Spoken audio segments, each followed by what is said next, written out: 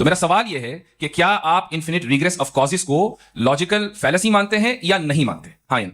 मैं इन्हें logical fallacy नहीं मानता हूँ, लेकिन मेरा प्रॉब्लम यह है कि जब मैं नहीं मानता हूँ तो I will continue with this logic जो फैलेसी नहीं हो। आप एक जगह रुक जाते हैं जाके, आप कहते हैं ये गेंद कैसे बनी, ये जजीरा कैसे बना, ये समंदर कैसे बना, ये जमीन कैसे बनी, और अचानक गॉड पे जाके आपको ब्रेक लग जाते हैं। एक बार आप सवाल नहीं करते कि भाई इनको बनाने वाला तो इनसे भी कॉम्प्लिकेटेड हो, वो कैसे बना, उसके बारे में आपने इत्मीनान कर लिया वो हमेशा से। आपने सुना कि ये साहब इन्फिनिट रिग्रेस ऑफ कॉजेस को मानते हैं। क्या है ये जो वो मानते हैं? इस चीज को मानना इन्फिनिट रिग्रेस ऑफ कॉजेस को सरासर बेवकूफी है। ये सवाल उठता कहां से है? ये सवाल उठता वहां से है जब उनसे पूछा जाता है कि कायनात कहां से आई, ये यूनिवर्स कहां से आया, तो वो कहते हैं ये जो यूनिवर्स है इसका पिछले एक यूनिवर्स था उसमें से ये यूनिवर्स आया। ठीक है, आपने सवाल का जवाब नहीं दिया, बस पास कर दिया। तो हम कहते हैं ओके, इससे पिछला वाला जो यूनिवर्स था, जो यूनिवर्स 2 है, वो कहां से आया? कहते हैं वो यूनिवर्स 3 से आया। ओके, 3 कहां से आया? 4 से आया। 4 कहां से आया? 5 से आया। 5 कहां से आया? तो टू इंफिनिटी यानी कि अनलिमिटेड यही चलता रहेगा। ये है इन्फिनिट रिग्रेस, और इनका कहना है, ये मानते हैं कि ये सही है, ये कोई गलत नहीं है। अब ये बात सरासर गलत है। इसकी मैं एक मिसाल आपको दूंगा। मान लीजिए आपको 500 रुपए की जरूरत है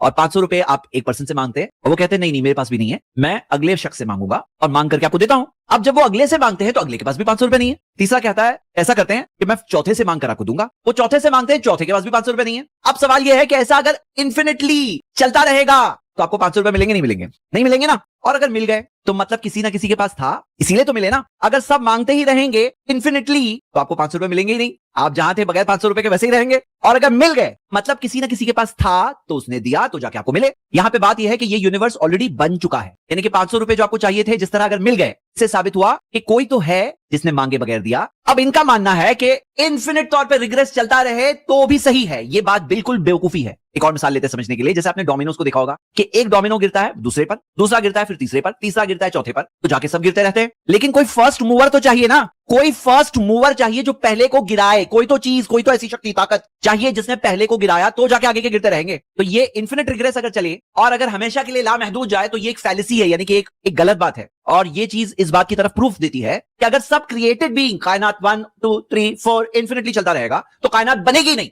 लेकिन क्योंकि बन चुकी है, इससे इस बात की दलील मिलती है कि कोई ऐसा होना लाजिम है जिसको किसी ने नहीं बनाया। अब ये जो दूसरा सवाल पूछ रहे हैं कि आप लोग तो मानते हो कि वो क्रिएटर है, उसका भी कोई बनाने वाला होना चाहिए। अच्छा, अगर आप कहोगे कि उसका कोई बनाने वाला होना चाहिए, तो बनाने वाले का भी तो कोई बनाने वाला होना चाहिए, और वो बनाने वाले के बनाने वाले का भी तो कोई बनाने वाला होना चाहिए। यानी कि फाइनली फिर से इन्फिनिट रिग्रेस में अलग नाम से आ गए।